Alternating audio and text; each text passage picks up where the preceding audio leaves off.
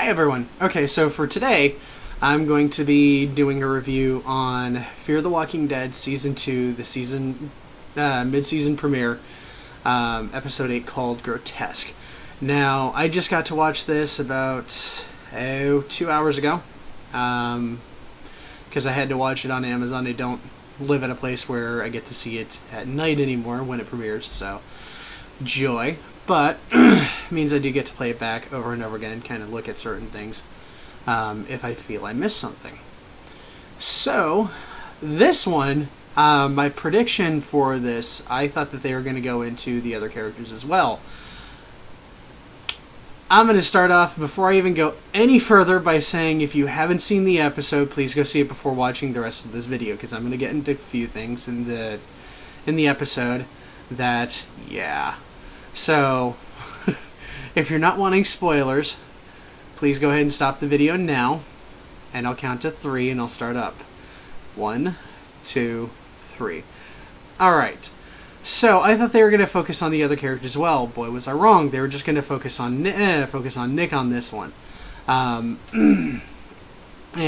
we get to see some of the stuff that he got to deal with before getting to Tijuana, when getting into Tijuana, and then a tiny bit afterwards. He basically, no pun intended, had a very long road ahead of him. Alright, so maybe a pun was intended there. But yeah, he spent time with walkers for a little bit. He was definitely hallucinating during when he was walking with them. He ran into the Lamanas, as the one woman stated.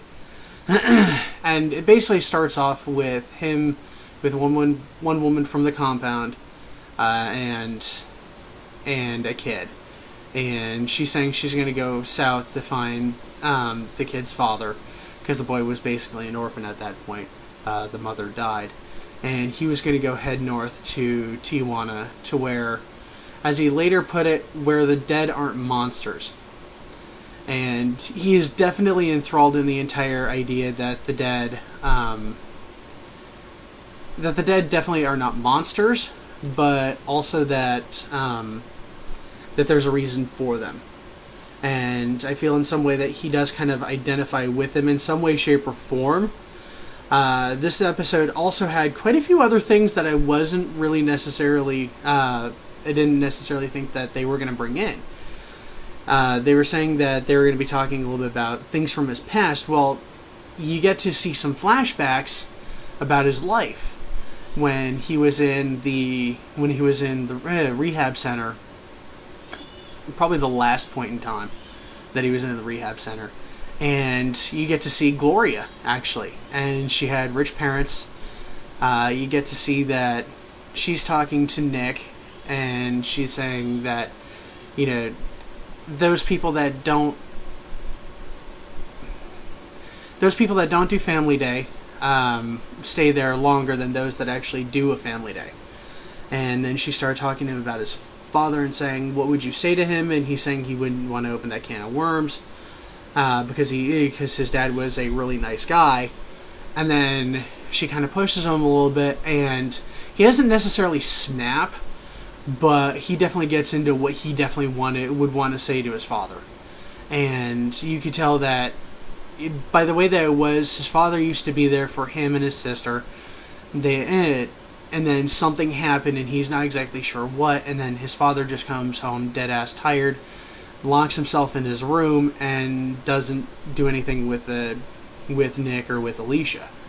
And that greatly upset Nick, and might actually be one of the reasons why he turned to drugs the way he did.